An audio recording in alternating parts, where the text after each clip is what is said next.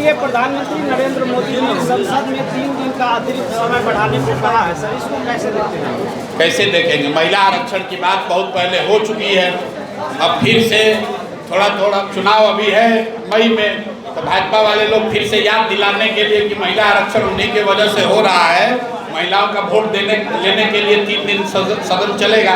भाई महिलाओं के आरक्षण की बात तो पहले तय हो गई है, अब फिर से 3 दिन सदन बुलाने का क्या महत्व है? महत्व ये है कि अभी जो चुनाव हो रहा है बंगाल में, तमिलनाडु में, वहाँ के महिलाओं को जाकर भाजपा वाले ये बता सकें, दिन रात टीवी में ये चले, आपके जैसा पत्रकार चर्चा करे कि भाई महिलाओं को आरक्षण इन्हीं लोग की वजह से मिला है। महिला आरक्षण पर इस देश के सभी राजनीतिक दलों में एक मत है, सबने मिलकर प्रस्ताव पारित किया है, विधेयक पारित किया है, 1/3 रिजर्वेशन। आज की बात नहीं है, ये कोई मोदी जी नहीं दे रहे हैं, यूपीए की सरकार थी तब से महिला आरक्षण की बात चल रही है।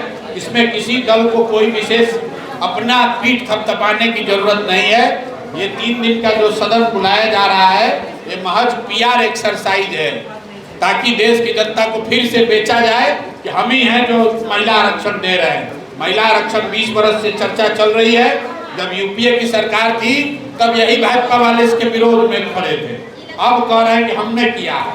कोई करे, महिला आरक्षण 1/3 देश में लागू हो रहा है, कब से लागू होगा वो सरकार अभी बता देगी।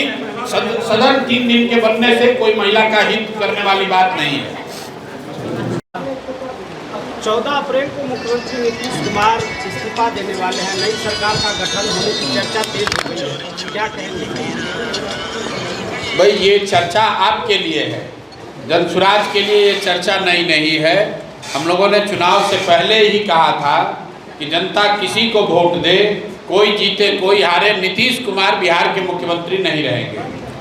ऐसा इसलिए कि उनकी शारीरिक मानसिक स्थिति पिछले कुछ महीनों से, मैं कहूँगा 1-1.5 वर्षों से, अब ऐसी नहीं है कि वो बिहार के मुख्यमंत्री पद के दायित्व का निर्वहन कर सकें। और ये बात सिर्फ प्रशांत किशोर को नहीं पता है, ये उनके दल के साथियों को पता है, वो उनके सहयोगी दल भाजपा के नेताओं को पता है। लेकिन बिहार के लोगों के आंख में, मतदाताओं के आंख में धूल झोंकने के लिए उन लोगों ने कहा 25 से 30 फिर से नीतीश। तो भाई नीतीश कुमार से वादा कराया गया, अब नीतीश कुमार को यहाँ से राज्यसभा भेजा गया है। क्यों भेजा गया है? जिस नेता को 202 विधायक का समर्थन हासिल रहेगा, वो मुख्यमंत्री का पद छोड़कर राज्यसभा में क्यों जाएंगे? वो ऐसा इसलिए है कि ये 202 का जो समर्थन है, बहुमत है, ये जनता में लोकप्रियता का बहुमत नहीं है, ये मैन्युफैक्चर्ड बहुमत है, खरीदा हुआ बहुमत है, जो बिहार की जनता के पैसे से 10-10 हज़ार रुपया देकर वोट खरीदा गया। ये बात सबको मालूम है, इसीलिए 202 विधायकों का समर्थन होने के बाद भी नीतीश कुमार को पद छोड़ना पड़ रहा है। और अब पद पर कौन बैठेगा? पद पर वो बैठेगा जिसने ये बहुमत लाने में मदद की है। तो अब बिहार में मुख्यमंत्री वो बनेंगे जिसको गुजरात के मोदी जी और अमित शाह चाहेंगे। और पहली बार बिहार के मुख्यमंत्री की प्राथमिकता बिहार में सुधार नहीं होगा, गुजरात का विकास होगा।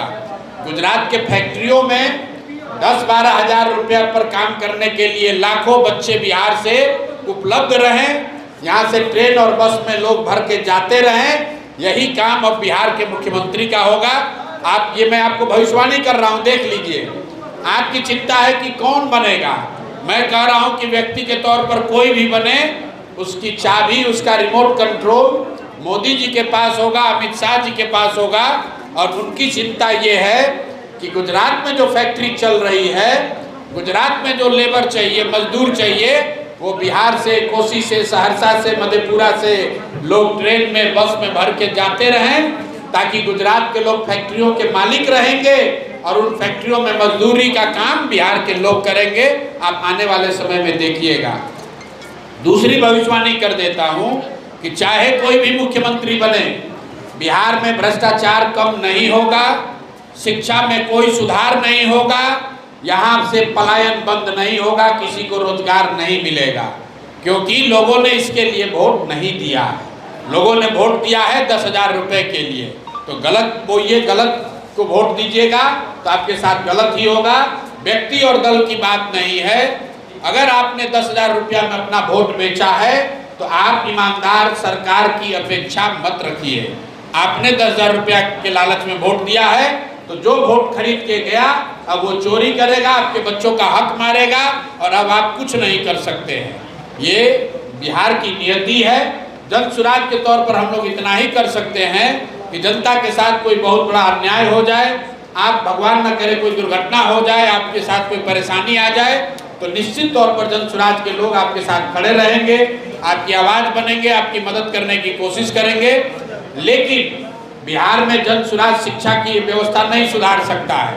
बिहार में हम लोग रोजी रोजगार नहीं दे सकते हैं। ये काम उसको करना है जिसको जनता ने वोट देके सत्ता में बैठाया है। हम लोग आपकी आवाज़ बनकर आपके साथ खड़े रहेंगे और जो जनता से वादा किया है, बताइए, हम लोग बिहार से पलायन रोकने की बात कर रहे थे, आपने ऐसे आदमी को वोट देकर मुख्यमंत्री बनाया जो खुद पलायन करके यहाँ से चला गया। तब बिहार से पलायन रुकने वाला नहीं है। ये आपके बच्चों के लिए दुखद बात है। लेकिन जिन महिलाओं ने 10,000 रुपया लेकर वोट दिया, अब वो चिंता करें कि उनके बच्चों का चेहरा, उनके पति का चेहरा अब छठ के छठ ही देखने को मिलेगा। उनको ये सुकून, ये सुविधा नहीं होगी कि उनके घर के बच्चे उनके साथ रहें, बिहार में 10-15 हज़ार की नौकरी पाएं, बिहार में ही रोजी रोजगार हो। ये अब नहीं होने वाला है क्योंकि आपने 10,000 में अपना वोट बेच दिया है। सर, ये निशांत और सम्राट चौधरी को लेकर 30% या 32% का हो रहा है, उसमें 33% लोग कह रहे हैं कि दोनों नहीं चाहिए। ऐसे में सर एक नया भविष्यवाणी कर दिया जाए कि कौन बनेगा मुख्यमंत्री। फिर वही बात है भैया, कोई बने। आपने वोट दिया है मोदी जी का चेहरा देखकर, तो जिसको मोदी जी चाहेंगे वो बनेगा। आपने वोट दिया नीतीश कुमार का चेहरा देखकर, तो नीतीश कुमार का लड़का पढ़ा लिखा हो न हो, काबिल हो न हो, वो नेता बनेगा। आपने अपने बच्चों का चेहरा देखकर वोट तो दिया नहीं। जन सुराज ने कहा था जिस चीज़ के लिए वोट दोगे वो मिलेगा। आपने नीतीश कुमार के लिए वोट दिया तो नीतीश कुमार का लड़का राजा बनेगा। आपने मोदी जी का चेहरा देखकर वोट दिया तो मोदी जी जिसको चाहेंगे वो राजा बनेगा। आपने अपने बच्चों का चेहरा नहीं देखा, इसलिए आपके बच्चे मजदूर बनेंगे। इसमें कोई रॉकेट साइंस नहीं है, कोई भविष्यवाणी नहीं है। ये लोकतंत्र की ताकत है। जिस चीज के लिए आप वोट देते हैं वो चीज आपको मिलता है। आपने मोदी, अमित शाह और नीतीश कुमार के लिए वोट दिया है तो उनकी चलेगी, उनके बच्चे राजा बनेंगे। आपने अपने बच्चों की चिंता नहीं की, इसलिए आपके बच्चे अनपढ़ रहेंगे, आपके बच्चों को मजदूरी करना पड़ेगा, आपके बच्चों को बेरोजगारी का दर्द झेलना पड़ेगा।